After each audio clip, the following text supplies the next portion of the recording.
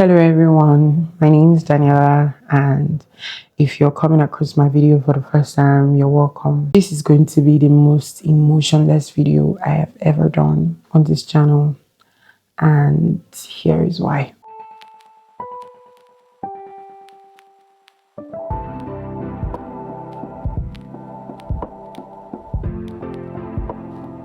All my life, I have lived in my parents' house, obviously, and all my life, all my sensible life, my grandmother has lived with us. So she has been living in the house before I was born. My grandmother was just a girl. She was just a girl. She was my friend, my best friend, literally. Why I'm making this video, not only because I want to color my chest. I've come across videos like this on YouTube and I'm like, this is sad. Sometimes when I see people cry online, I'm like, this cannot be me. But never say never. Here I am talking about a very big blow to me, my family, everyone literally. She has never been sick. She practically takes 10, 11 painkillers every day and she doesn't go to the hospital. Sometimes our family doctor would say if any of us were to take the drugs my grandmother takes, that we will fall sick. We will literally be unalive from taking 10 different painkillers. But my grandmother will fall sick if she doesn't take 10 different painkillers. My grandmother never went to the hospital. She was never sick. She was never admitted. The one time she was even admitted was because my mom had forcefully taken her to the hospital because my mom, everybody knew she was not well, maybe like malaria and all those kind of illness, and my mom forced her to the hospital. Naturally, she would have taken her painkillers and she would have been fine, but my mom was like, no, you need to go to the hospital. That's like the only time in like many years ago that my grandmother was taken to the hospital. Other than that, these last 1 month and 11 days of her life, she spent it sick.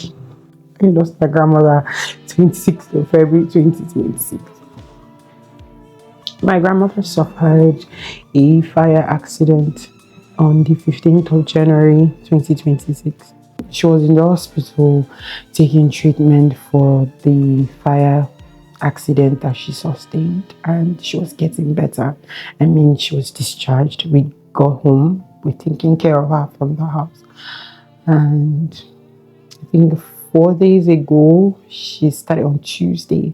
She started having respiratory issues. She wasn't breathing well. She was put on oxygen on Tuesday. She was put on oxygen on Tuesday and she died on Thursday. My grandmother was my baby. My grandmother calls me Utuma or Ozile. Ozile in Ijo language is bread. And she calls me Utuma. Utuma is more like someone that is big. And you know when somebody loves you, you feel it, like you literally feel the love from how she acts, how she treats you, how she holds you, how she talks to you about everything. My grandmother's been on this channel once, I think it was one time. She was on the channel and she was talking about how her phone got missing, and because her phone got missing, she lost her eyes. So she said her phone was her eyes. You see the video where she was laughing and she covered her eyes too, because I do not understand my tribal language, which is Ijo. So she speaks in funny English languages. She mixes English and Pidgin so that we can all understand her, me and my siblings. So she was trying to like cover her eyes to tell me that, oh, my phone is missing. Oh, without my phone, my eyes are blind or something like that. I don't think I can get over this.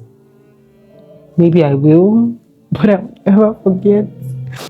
You know, I felt like I would come here and say a lot of things, but for some funny reason, words fail me. I just really want to say that if you have your parents or your grandparents in your life and they are actively there or not, reach out to them, show them love while you can, because I was in the office when my grandmother died. When my sister called me, I just froze. I practically froze. I was like, what? My grandmother's room is directly beneath my room. Like, she's down, her room is downstairs. How am I going to go to the back of the house without seeing her? When anybody gives birth, my grandmother gives the person wrapper, material, ankara. And I remember us always having conversations, and I'll be like, Mama, you know I'm not giving birth to, but when I give birth, you keep my wrapper. I'll tell her to keep the wrapper. When I give birth, you give me. She'll be like, no worry, I will give you. Praying you would get married to a good man, you go marry a better husband. Even on her sick bed, when the fire incident, I think about the third day, I was telling her, Mama, you go carry my children. No, she said, yes, go carry your children, but she's not here anymore. I had my whole week planned. I had a video I uploaded on my channel that was supposed to go live tomorrow, right? We just stood still.